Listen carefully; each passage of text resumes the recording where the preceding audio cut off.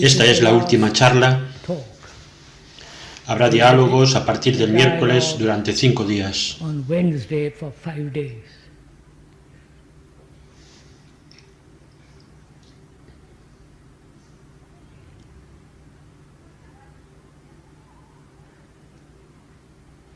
En las últimas 6 reuniones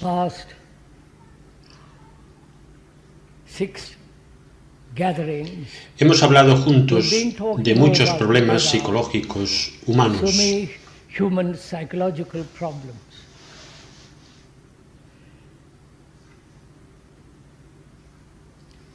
Y me gustaría esta mañana, si puedo, hablar de algo que considero muy importante.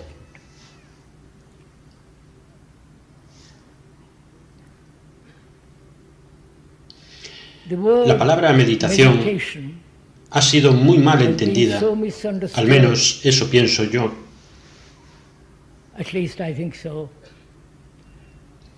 Tanto en el este como en el oeste. La palabra en sí misma significa pensar, reflexionar, investigar.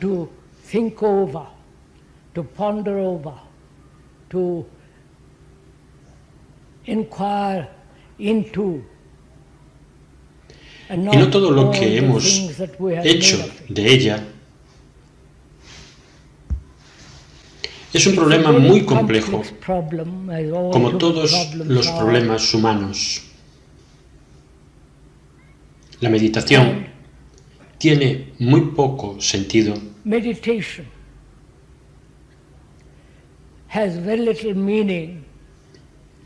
Si no hemos establecido el fundamento correcto para la meditación.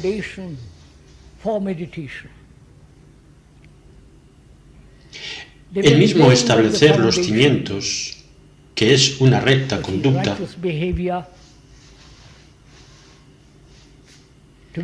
estar libre del miedo, etc.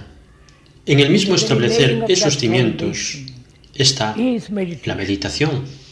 La meditación no es algo alejado, aislado de la actividad diaria. Lo incluye todo. Creo que esto debe ser entendido desde el principio. No es algo que se hace 20 minutos por la mañana, por la tarde o la noche, y luego se olvida. Y siguen con su errática vida diaria.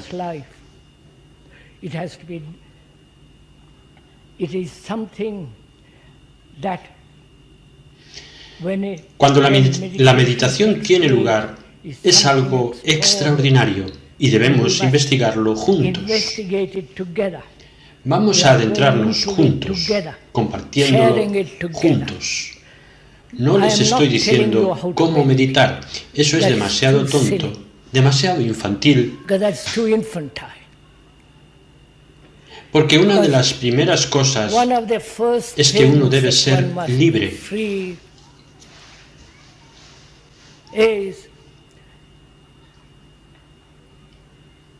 Ser completamente una luz para sí mismo. ¿Entienden?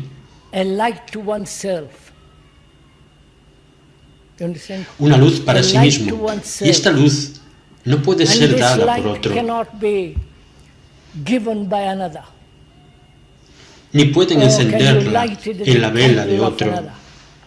Si la encienden en la vela de otro, es solo una vela, se puede apagar.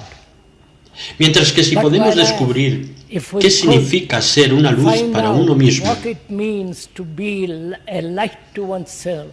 entonces esa misma investigación forma parte de la meditación. Así pues, vamos juntos a investigar, en primer lugar, qué significa ser una luz para uno mismo y ver cuán extraordinariamente importante es tener esta luz.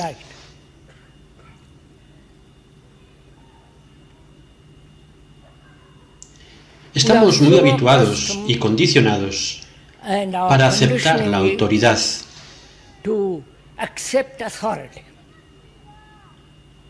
La autoridad del sacerdote, la autoridad de un libro, de un gurú, la autoridad de quien dice que sabe. En todas las cuestiones, si puedo usar esa palabra, espiritual, en todas estas cuestiones no debe ni tiene que haber autoridad alguna, porque de lo contrario no pueden ser libres. No pueden ser libres para investigar, para descubrir por sí mismos qué significa la meditación. Si usted está real y profundamente interesado en esta cuestión,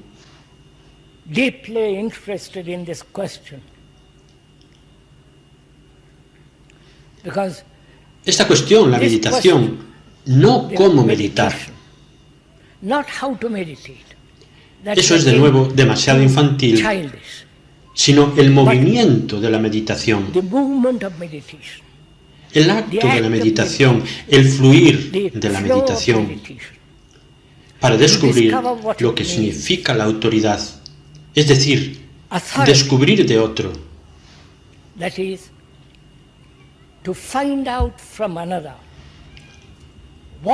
¿Qué y cómo meditar? Es una de las cuestiones de la autoridad.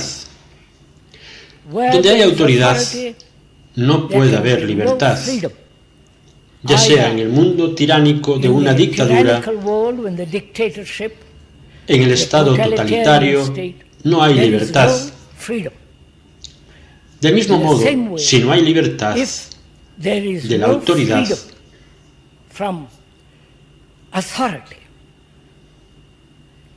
es decir, la palabra autoridad significa alguien que origina algo.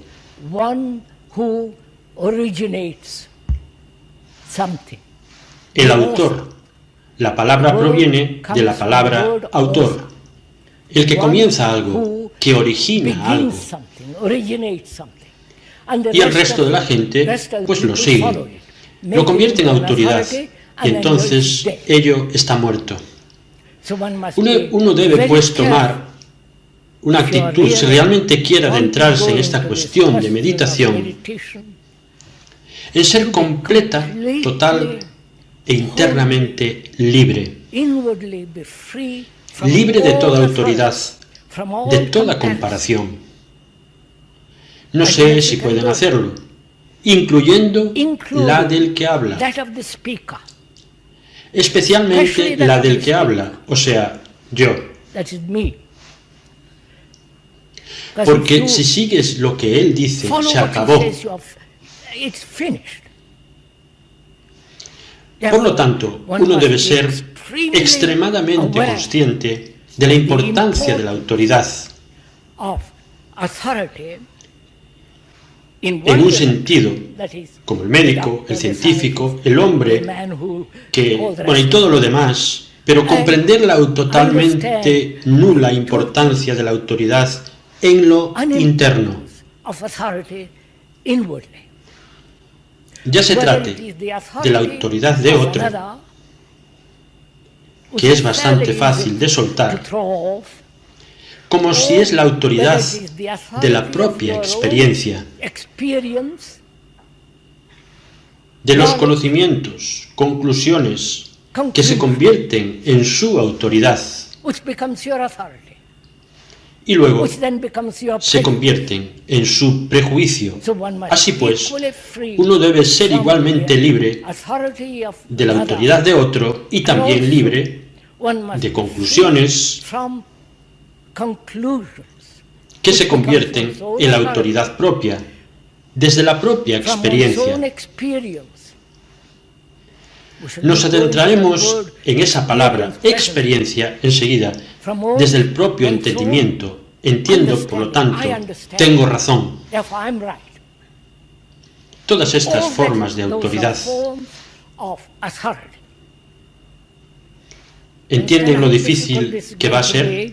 Si realmente quieren profundizar en esta cuestión tan compleja, De otra forma, nunca podrán ser una luz para sí mismos.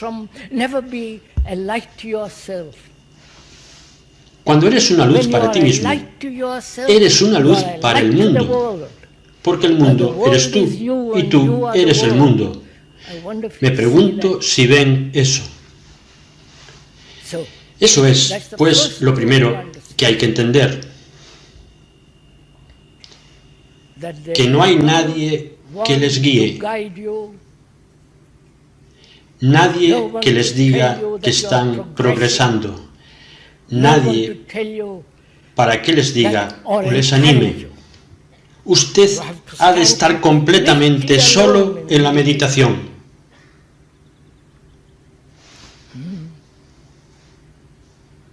¿Comprenden lo que significa?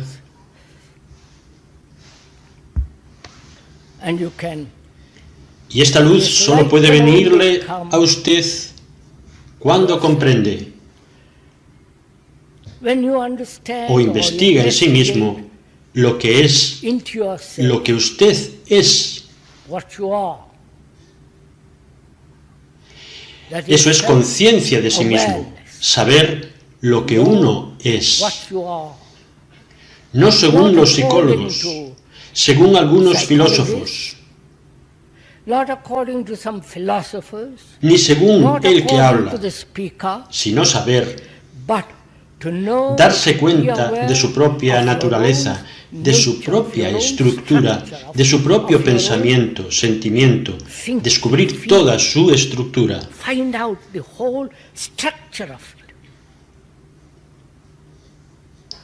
Por tanto, el conocimiento propio se vuelve extraordinariamente importante. No la descripción dada por otro, sino realmente lo que es. Lo que usted es, no lo que cree que es, o lo que piensa que debería ser, sino lo que realmente sucede. ¿Sabe lo difícil que es eso? ¿Alguna vez lo ha intentado? Ser consciente de lo que tiene lugar por dentro, dentro de la piel, por así decirlo. Porque observamos a través de los conocimientos del pasado, ¿verdad? A través de lo que han adquirido como experiencia o lo que han recogido de otros. Con dichos conocimientos examinan. Por tanto, se examinan a sí mismos desde el trasfondo del pasado. Por tanto, en realidad, no observan lo que es. Debe haber, pues, libertad para observar. Entonces, en esa observación, empieza a desarrollarse toda la estructura y naturaleza de uno mismo. ¿Están siguiendo todo esto? Por favor, presten al menos esta mañana una hora de atención.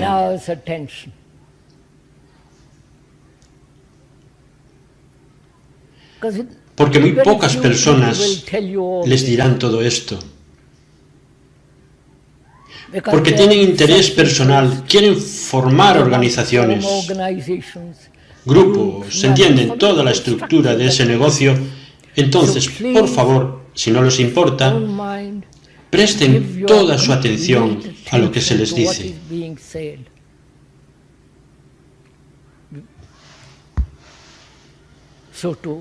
Para comprenderse a sí mismo debe haber observación. Y esa observación solo puede tener lugar ahora. Ahora.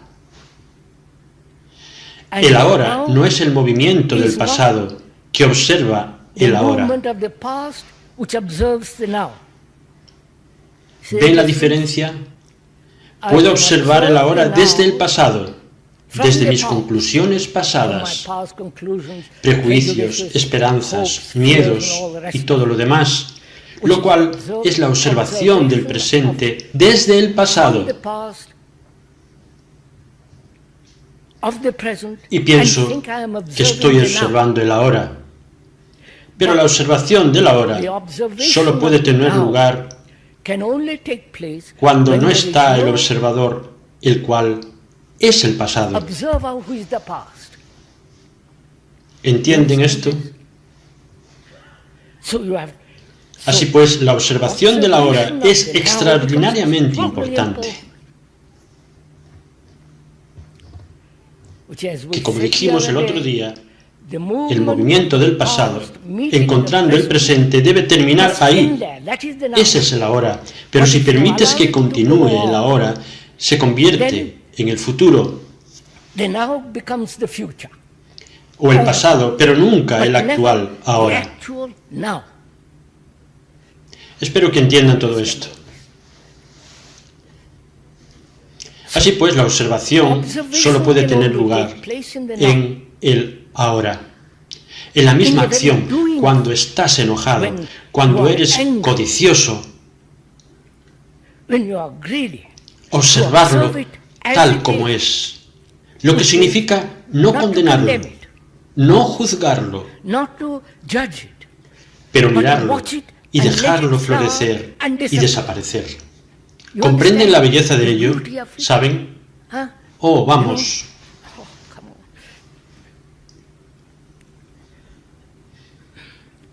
Estamos acostumbrados, o tradicionalmente estamos educados, a reprimir o a movernos dentro de ciertas directrices. Lo que estamos diciendo es observar su ira, su avaricia, sus demandas sexuales, o lo que sea, y observar sin el pasado, para que la ira florezca y desaparezca, se marchite.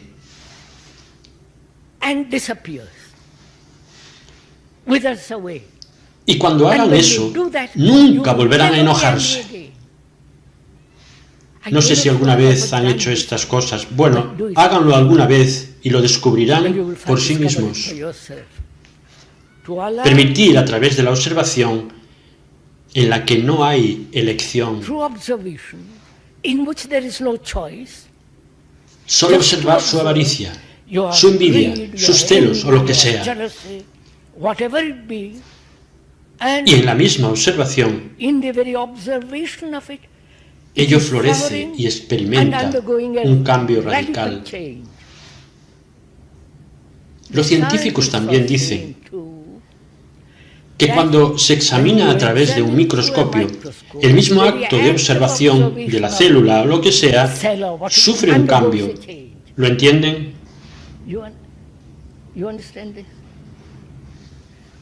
La observación misma, sin el trasfondo, produce un cambio.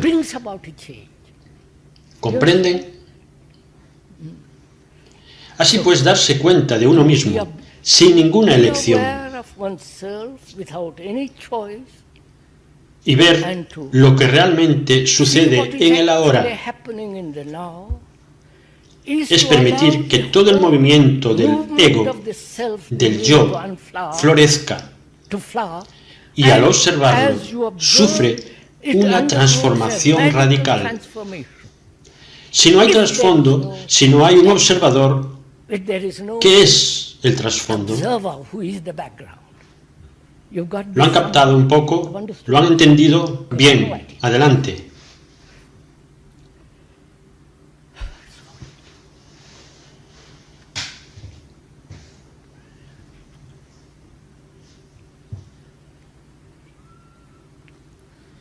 Así, al hacer eso, obviamente, la autoridad no tiene lugar. El que dice, yo sé, haré esto o aquello, eso está descartado completamente, para siempre. No hay, pues, intermediario entre su observación y la verdad,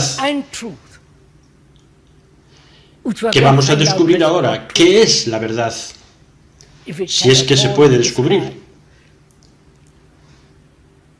Así pues, al hacer eso, uno se vuelve una luz para sí mismo.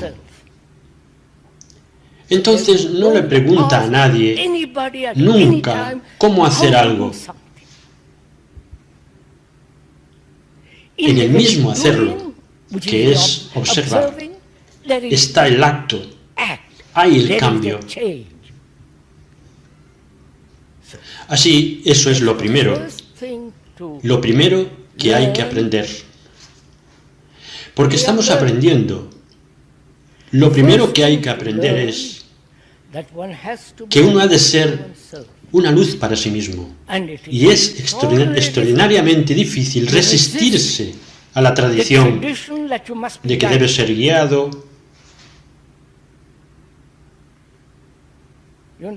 Es por eso que los gurús de la India se multiplican como feos hongos por todo el mundo. Por favor, lo siento. Porque realmente están trayendo la vieja tradición,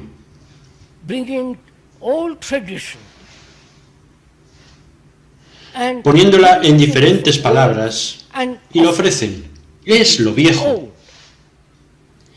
En India eso ha estado sucediendo durante miles de años. He visto a muchos de los llamados grandes gurús que han venido a verme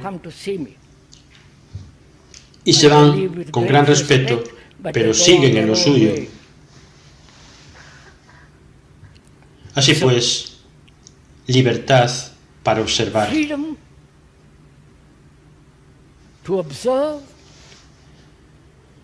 Y por lo tanto, ninguna autoridad, de ningún tipo, es esencial. Luego, la búsqueda de experiencia que todos queremos, eso debe terminar.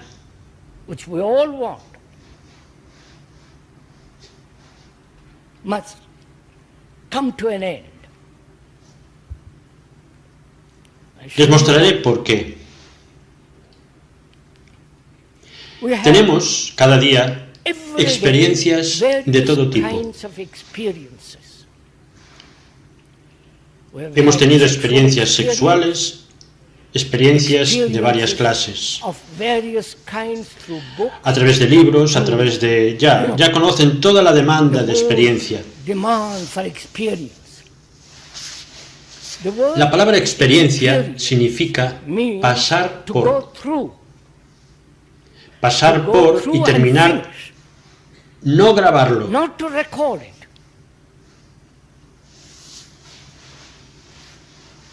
La grabación se convierte en recuerdo. Y ese recuerdo distorsiona la observación. Digamos, por ejemplo, si uno es cristiano, ha sido condicionado durante 2000 años a todas sus ideologías, creencias, dogmas, rituales, salvadores,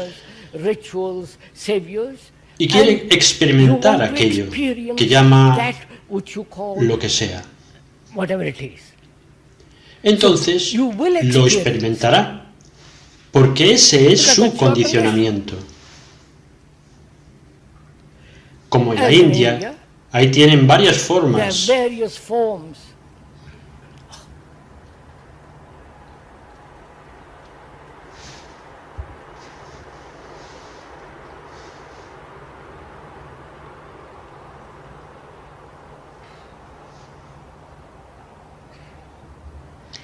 Tienen varios dioses, o cientos de ellos. Y están condicionados a ello, y tienen visiones al respecto. Porque según su condicionamiento, ellos verán. Así, la demanda de experiencia,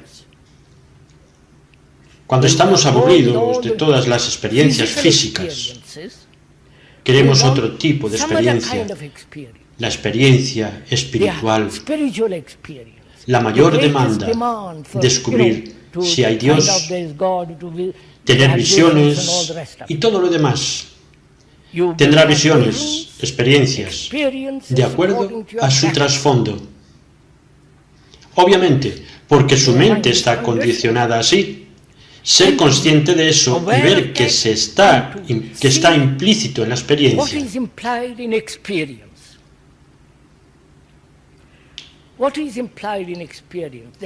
Tiene que haber uno que pasa por la experiencia, ¿verdad? El experimentador es todo aquello que ansía,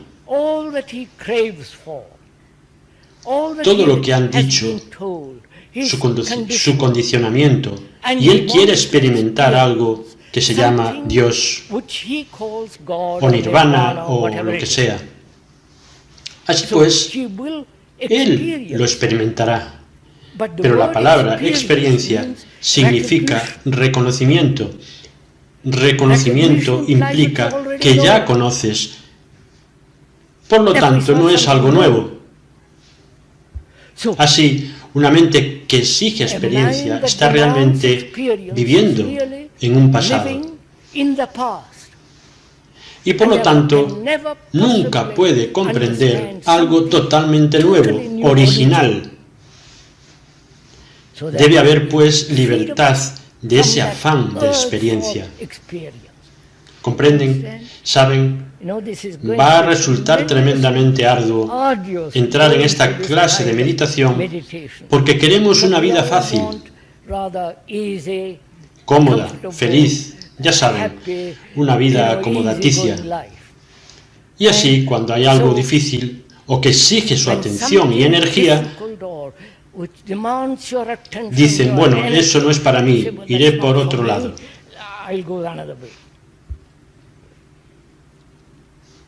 Así pues, no autoridad ni demanda de experiencias de ningún tipo.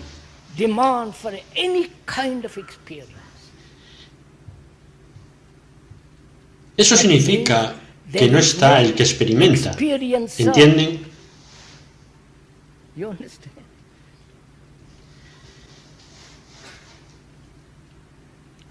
¿Estamos compartiendo esto juntos de alguna manera?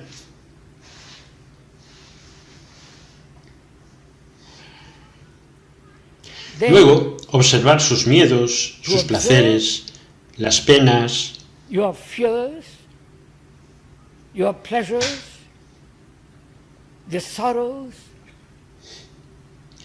toda la complejidad de la vida diaria en la relación.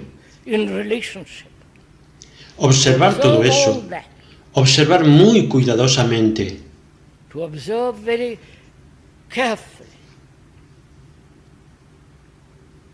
Y dijimos que observar implica que no hay observador. Por lo tanto, no se trata de reprimir, negar, aceptar, sino simplemente observar su miedo. Porque cuando hay miedo, ello siempre distorsiona la percepción. Cuando meramente se busca placer,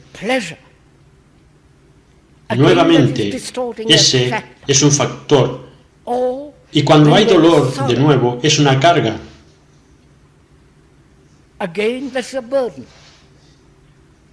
La mente que está aprendiendo qué es la meditación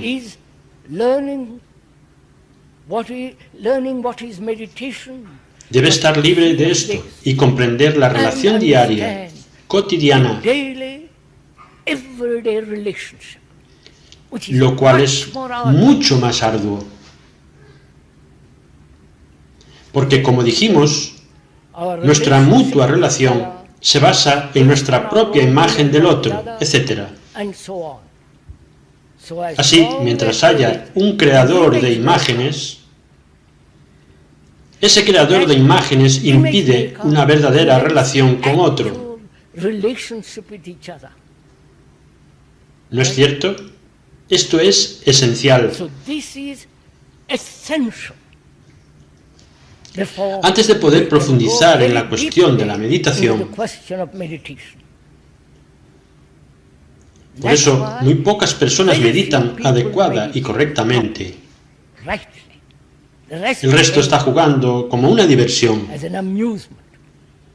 como algo que agregas a lo que ya tienes.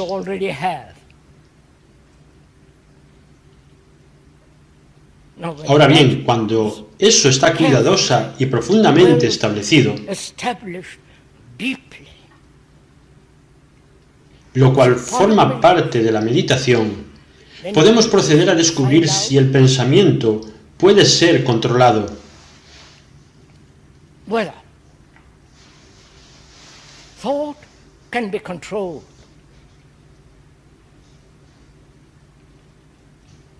¿Comprenden? Donde quiere que vayan, ya sea en la India, un monasterio zen o varias formas de meditación tibetana, ya saben, lo traen todo de Asia, porque ustedes son tan crédulos, tan dispuestos a aceptar algo que creen que es nuevo, es tan viejo como las colinas. Renuncias al cristianismo y asumes esa carga. Siguen, es el mismo juego de siempre. La pregunta, pues, es si el pensamiento puede ser controlado. Todos los sistemas de meditación, siendo los sistemas práctica, método, día tras día, todos afirman que el pensamiento debe ser controlado, ya que el pensamiento es el factor perturbador para una mente quieta. ¿Entienden todo esto? ¿Nos encontramos en algún lugar? ¿Hay un terreno común entre nosotros? Dicen que el pensamiento ha de estar absolutamente sujeto.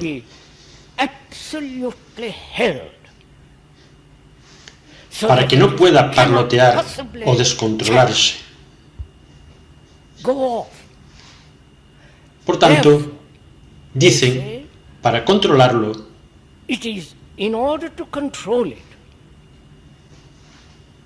son necesarios varios sistemas. El sistema zen, el tibetano, el budista y las diversas formas de meditación hindú, lo cual es, en esencia, controla tu pensamiento. ¿Verdad? No sé si han profundizado en esta cuestión. Si es así, y si han leído algo al respecto, o escuchado a sus gurús, y espero que ninguno de ustedes tenga gurús, al menos no los tendrán al final de la charla.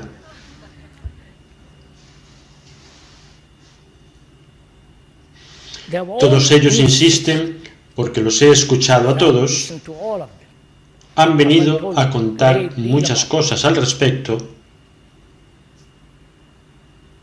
pidiendo al que habla que se una a ellos, preguntando, no voy a entrar en toda esta basura. Todos insisten en que el pensamiento debe ser controlado, y por lo tanto el pensamiento se ha de sujetar. Uno de los sistemas es el mantra yoga. Ya han oído hablar de eso. Ya saben, meditación trascendental. Denle un buen nombre como trascendental y lo convierten en algo maravilloso. La palabra mantra, el significado es, en su raíz es una frase, una fórmula, una palabra que producirá concentración. ¿Entienden? Puede ser Coca-Cola. No se rían, por favor, no se rían. Están atrapados en ello. Eso es lo que estoy objetando, el que ustedes quedan atrapados. Puede ser esa bebida, puede ser otra palabra, o una frase sánscrita que les da a su gurú por $150, etc.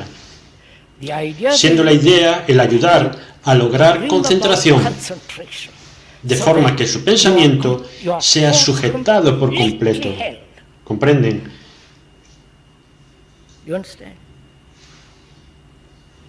Ahora, si lo miran bien, ¿quién es el controlador? ¿Entienden? Usted quiere controlar su pensamiento.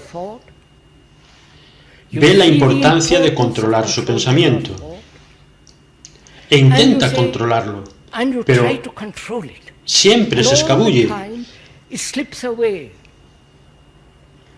Pasa 40 años intentando controlar. ¿Entienden? A cada momento se escabulle.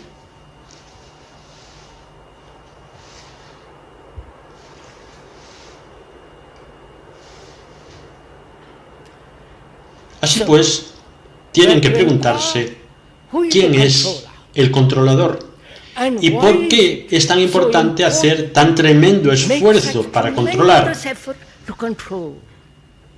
Esfuerzo, siguen, lo cual significa conflicto entre el pensamiento que se aleja y otro pensamiento que dice, debo controlarlo. Es una batalla todo el tiempo, lucha, conflicto, todo eso. Debemos pues investigar quién es el controlador. ¿Comprenden? No es el controlador otro pensamiento.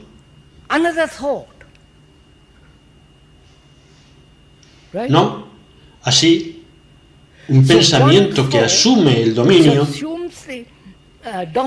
dice, debo controlar al otro pensamiento. Un fragmento trata de controlar a otro fragmento.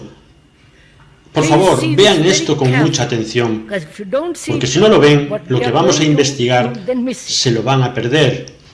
Es decir, el pensamiento se ha dividido como movimiento.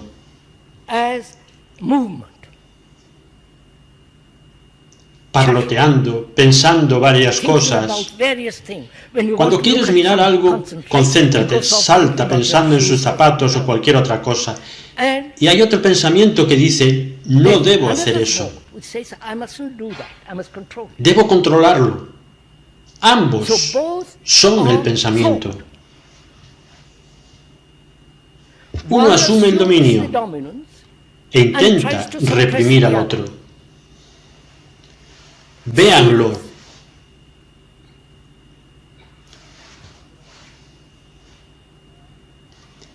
Vean la validez de lo que se dice. No porque lo diga yo. Es así. Es decir, el pensamiento dice, sería maravilloso si pudiera controlar el pensamiento que está vagando para poder experimentar el nirvana o lo que sea que quieran experimentar. Hay pues una división, por favor, obsérvenlo, entre el controlador y lo que necesita ser controlado. Y así hay un conflicto entre el controlador y lo controlado. Y hay varios sistemas que le ayudarán a controlar. Uno de los sistemas es tomar conciencia poco a poco de todo lo que está haciendo, su respiración, su postura. Oh, eso es todo demasiado. No puedo soportar este tipo de cosas. Así pues, lo importante es descubrir si solo hay pensar, no el pensador y el pensamiento. El pensador que controla el pensamiento. Entonces solo hay pensar. ¿Entienden? Tanto si piensa en los cordones de las botas, o en su esposa, o en alguna felicidad futura, o lo que sea, sigue siendo pensar. No nos interesa, pues, cómo controlar el pensamiento, sino lo que es todo el proceso del pensar. Ahora, si uno es consciente de todo eso, entonces solo está el pensar. ¿Entienden? No el pensamiento que vaga. y el controlador que dice, debo controlarlo. Entonces solo está el pensar, ¿por qué debería pararse?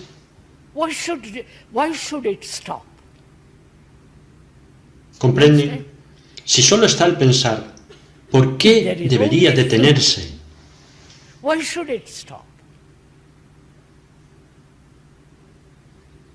El pensar, pues, es un movimiento, ¿no? Pensar es un movimiento, movimiento en el tiempo. De aquí a allí, etc. El pensar es un movimiento como lo es el tiempo. Esa es la pregunta, no cómo dejar de pensar. ¿Han entendido mi pregunta en primer lugar? Se ha puesto énfasis en la meditación, la gente, los gurús y todo el resto de ese grupo han puesto énfasis en el control.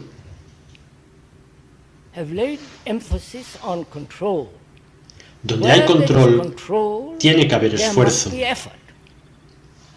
Tiene que haber conflicto, represión. Y donde hay represión, se da todo tipo de comportamiento neurótico, etc.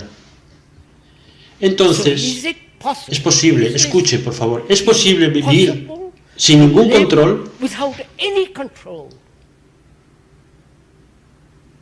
¿Entienden? Ello no significa hacer lo que le apetece.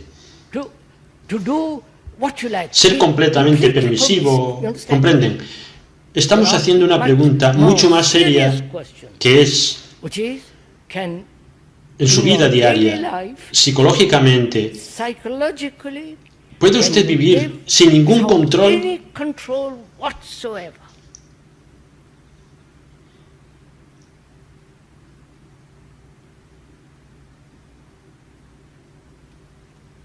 Usted puede, nosotros lo hemos hecho.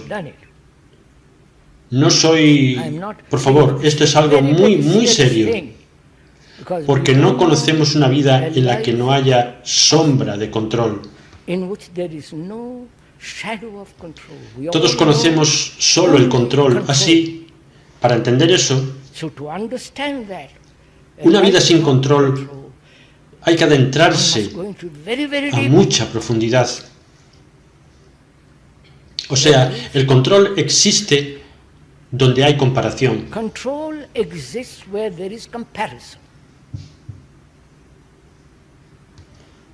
Me comparo contigo y quiero ser como tú, porque eres más inteligente, más brillante, más espiritual, y Dios sabe que más. Quiero ser como tú, así que me esfuerzo para ser como tú. Si no hay comparación alguna, psicológicamente, ¿qué ocurre?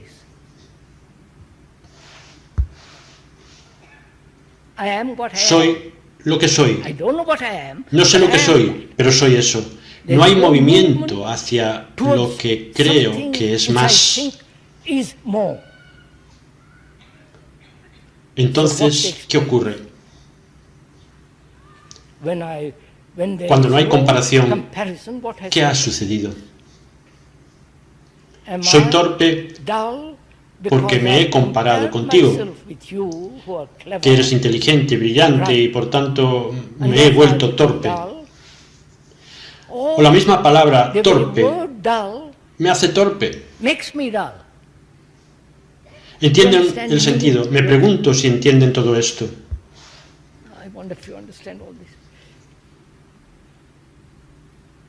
Saben, cuando vamos a un museo, miramos cuadros. Y ustedes comparan Miguel Ángel, ya saben, varios artistas.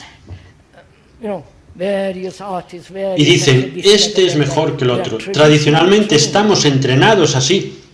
En la escuela decimos, debe ser mejor que A. Y luchas por ser A.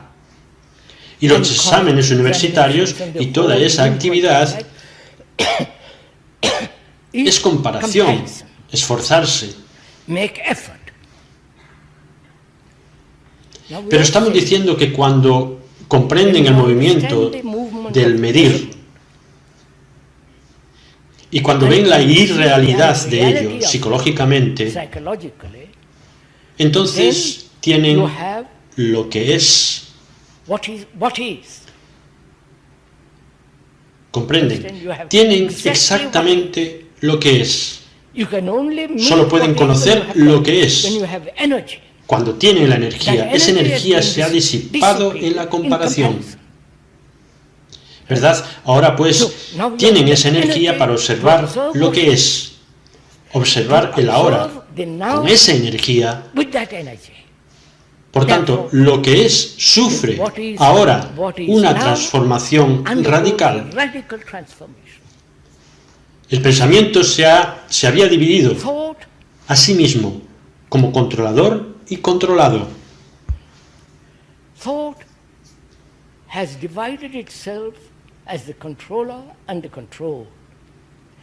Pero solo hay pensar, no hay controlador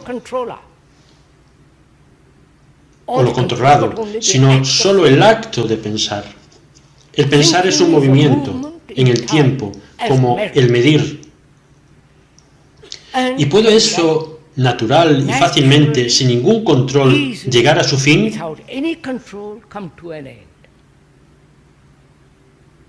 ¿Entienden mi pregunta? Si hago un esfuerzo para ponerle fin, el pensamiento todavía está operando. Me he engañado al decir que el pensador es diferente del pensamiento. Entonces mi cuestión es completamente diferente. O sea, tan solo está el pensar. El pensador es el pensamiento. No hay pensador si no hay pensamiento. Y por tanto, ¿puede este pensar que es un movimiento en el tiempo terminar?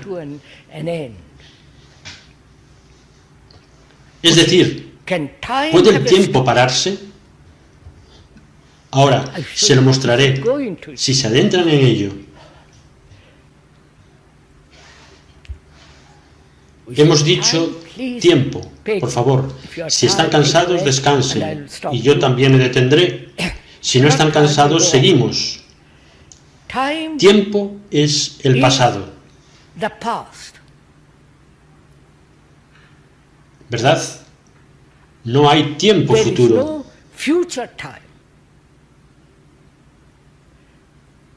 Hay tiempo futuro solo cuando el pasado se encuentra con el presente.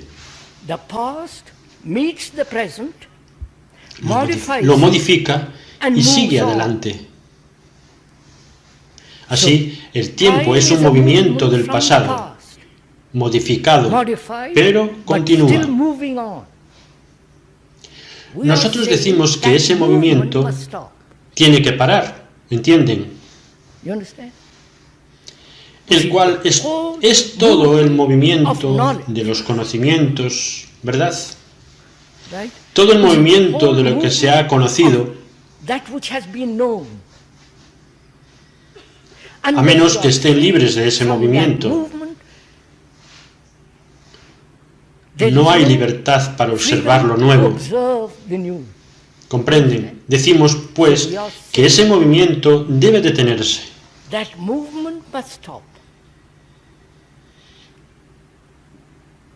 Ahora bien, no pueden pararlo por la voluntad, que es controlar,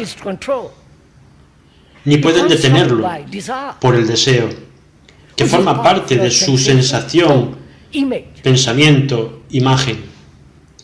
Y así, ¿cómo se va a parar este movimiento? Con naturalidad, por favor, natural, fácil y felizmente. De manera que llegue a su fin, sin su conocimiento.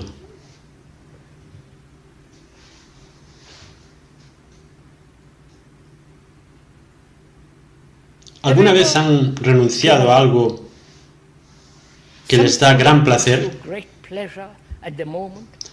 En el momento soltarlo al instante. ¿Lo han hecho alguna vez? Pueden hacerlo con dolor y tristeza. No estoy hablando de eso, porque quieren olvidarlo, alejarlo, sino algo que les brinda un inmenso placer. ¿Lo han hecho alguna vez? Soltarlo al instante, sin esfuerzo alguno. ¿Lo han hecho? Se lo mostraré.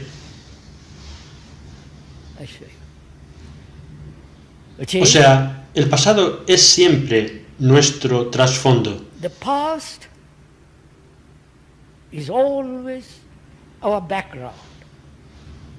Vivimos en el pasado. Él me ha lastimado, me ha dicho, quiero esto, me siguen toda nuestra vida, la pasamos en el pasado. El incidente de ahora se transforma en memoria y la memoria se convierte en el pasado. Así, vivimos en el pasado.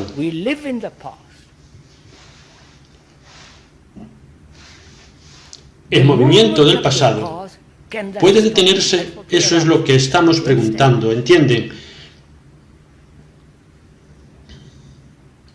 Ahora, solo puede detenerse. Esto no es un truco, ni algo que repites y dices, sí, eso es demasiado tonto. Significa que el pasado, que es un movimiento,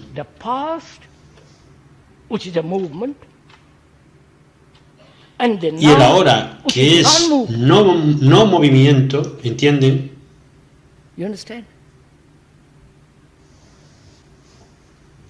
¿Han entendido esto? Acabo de descubrir algo.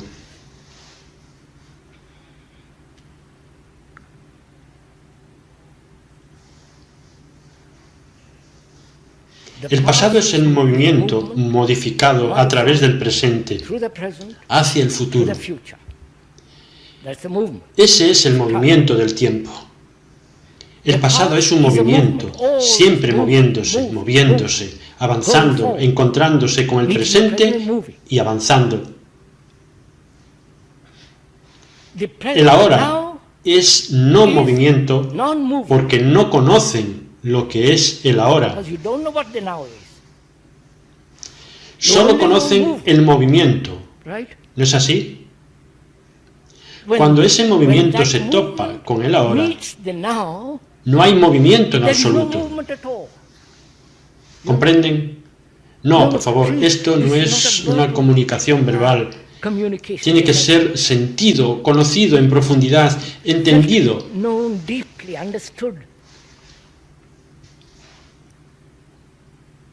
Ven, lo inamovible es el ahora. El ahora es el pasado que se topa con el presente. Eso hemos dicho. El pasado se encuentra con el presente y ahí termina. Eso es el ahora. Así, el movimiento del pasado se encuentra con el ahora, que es inamovible y se detiene. ¿Comprenden? Así pues, el pensamiento, que es un movimiento del pasado, se encuentra con el presente completamente y ahí termina. Eso tiene que ser meditado, reflexionado. Entonces lo siguiente es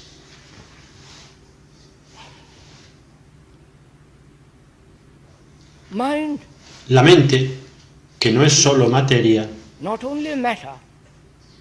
lo cual es el cerebro, que también es sensación, que también es todo lo que el pensamiento ha puesto en esa mente,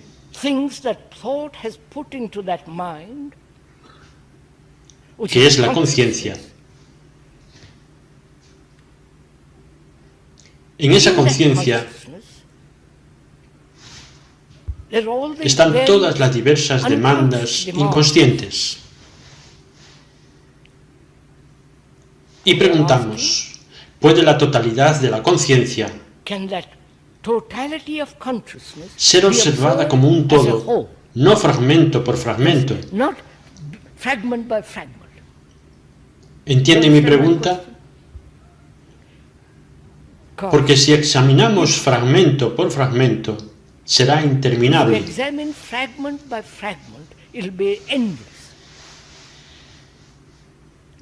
Es solo cuando hay una observación de la totalidad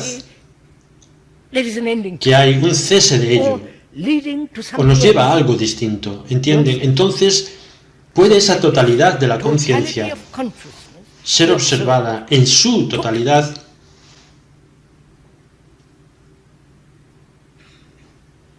Puede, si lo van a hacer, o sea, cuando miras un mapa, cuando ves un mapa y lo estás mirando con ganas de ir a determinado lugar, hay una dirección. Cuando buscas una dirección, es muy simple. Estás en esta ciudad y quieres ir a Berna, o a Zúrich, o a Ginebra, lo que sea, y la dirección está ahí. Pero observar la totalidad del mapa es no tener dirección. Es simple, ¿no? Vean cuán simple es, por Dios, no lo compliquen. Así, de la misma manera, mirar esta conciencia completa es no tener dirección, lo cual significa no tener motivo. Porque cuando miras un mapa, quieres ir de aquí para allí, tienes un motivo, tu placer, esto o aquello. Así, tu motivo traza la dirección. Pero observar totalmente algo, usted o su conciencia, es no tener motivo y por tanto no dirección. Entonces ven el todo, como ven cuando miran un mapa al completo. ¿Verdad? Entonces no pones Alemania donde está Italia o Italia donde está Inglaterra. Así pues, miras el mapa completo. Cuando no hay dirección, lo que significa que no hay motivo. Así que para observar tu conciencia al completo no debe haber motivo ni dirección.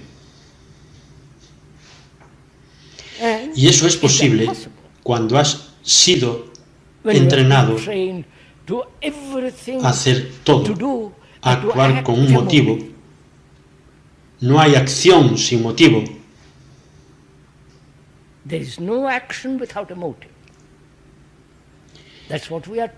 Es para eso. Todas nuestras religiones, todo dice que debe tener un motivo. Pero desde el momento que tienes un motivo, que es placer o dolor,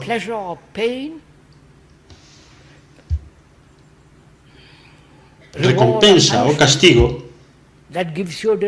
eso te da una dirección.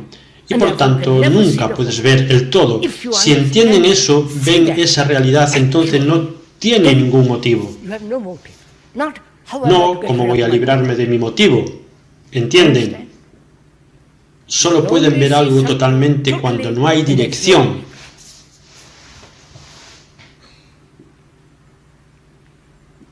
Todo esto forma parte de la meditación, ¿comprenden? Así que no haya un centro desde el cual parta una dirección. El centro es el motivo.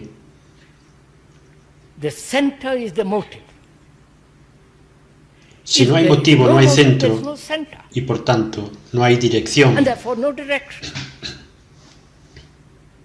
Entonces, ¿qué? Luego están todos los sistemas de yoga. ¿Saben lo que yoga significa? Yoga significa juntar. Creo, y también me lo han dicho, es un significado bastante erróneo. Originalmente, como sospechaba, era algo totalmente diferente, o sea, total armonía.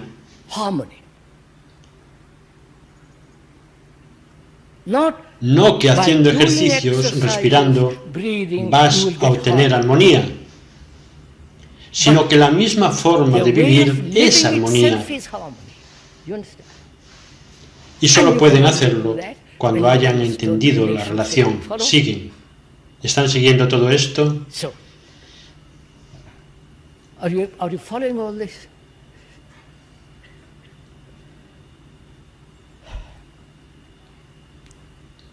Así pues, la mente, debo entrar en otra cosa, también aquí.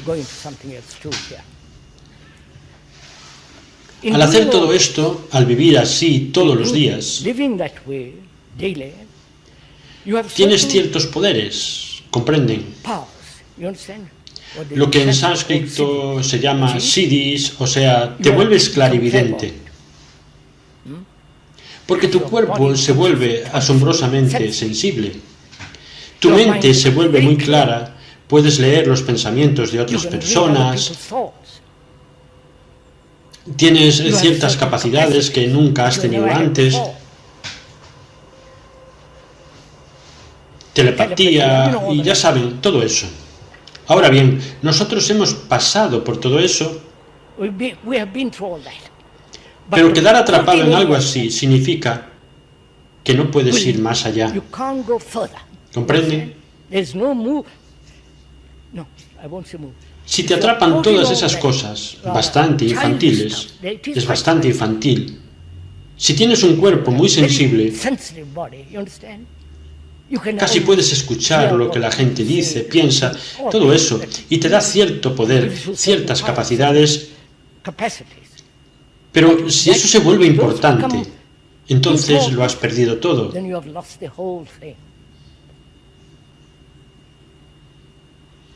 Y también, ahora, se está hablando, desafortunadamente, estas personas que no saben nada, están hablando del Kundalini, no voy a entrar en todo eso. Así pues, ahora la mente está preparada, ¿entienden? Está preparada para observar, sin ningún movimiento. ¿Lo han captado? Porque han entendido la autoridad, han comprendido. Todo lo demás, no voy a entrar en todo eso. Mantenerse completamente solo, ser una luz para sí mismo. Por lo tanto, nada le vulnera. Por tanto, la mente no registra el cerebro, en lo cual nos adentramos. La mente, pues, ahora está sin un solo movimiento. ¿Verdad? Por lo tanto, es silenciosa. Silencio no impuesto. Silencio no cultivado, que no tiene sentido, sino un silencio que no es resultado de detener algo, ruido de frenado, ¿entienden? Es un resultado natural de la vida diaria. Y la vida diaria tiene su belleza. Dicha belleza forma parte de este no movimiento. Debo hablar de la belleza. ¿Qué hora es?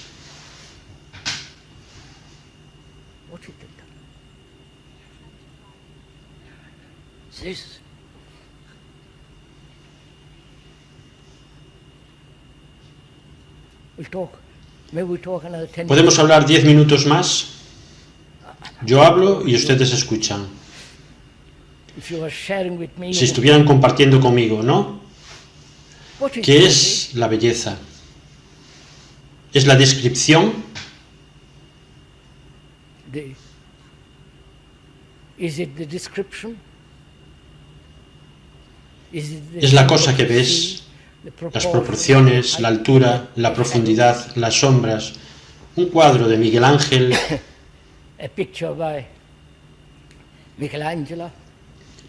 o una estatua suya. ¿Qué es la belleza? ¿Está en su ojo o está ahí fuera? ¿O no está en su ojo ni ahí fuera? ¿Comprenden de lo que estoy hablando? Decimos que una cosa es hermosa, una bella arquitectura,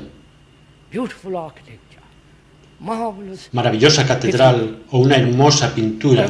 Está ahí fuera. O está en el ojo, porque ha sido entrenado, ha estado observando, ha visto lo que es feo, no proporcionado, que no tiene profundidad ni estilo.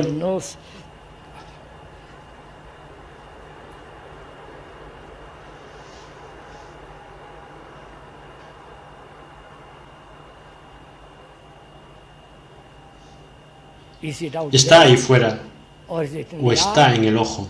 O bien no tiene nada que ver ni con el ojo, ni con aquello ahí fuera. Les pregunto,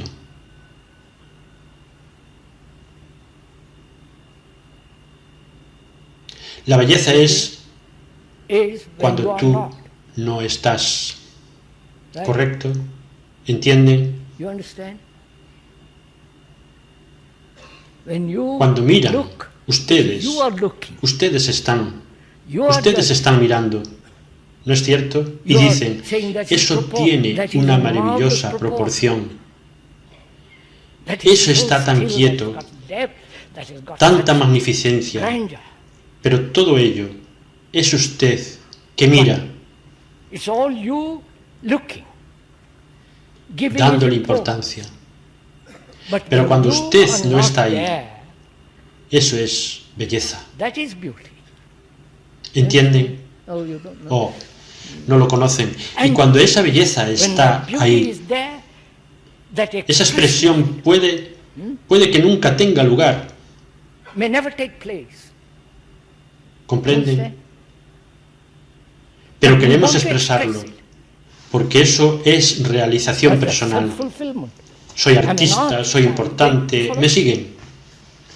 Por eso la belleza puede darse cuando usted, como ser humano, con todos sus afanes, su ansiedad, dolor, tristeza, no está ahí.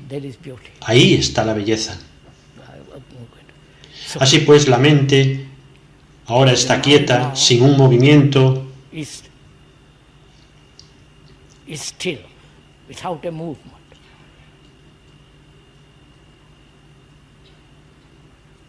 Entonces preguntan, entonces estamos investigando, no investigando, porque toda investigación, todo movimiento se ha detenido.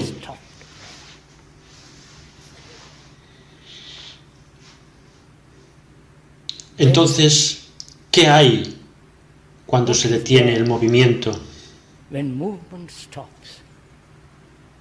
¿Comprenden?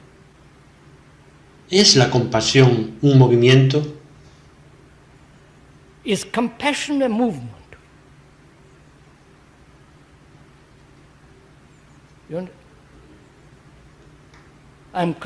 Uno es compasivo, hace algo por el otro.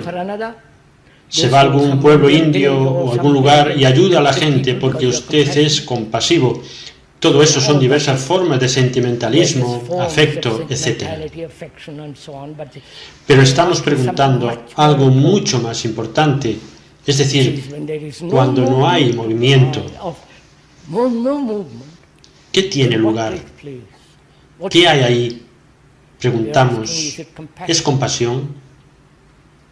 ¿O está más allá de todo eso?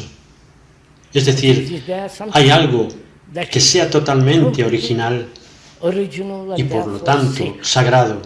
¿Comprenden? Porque no conocemos lo que es sagrado.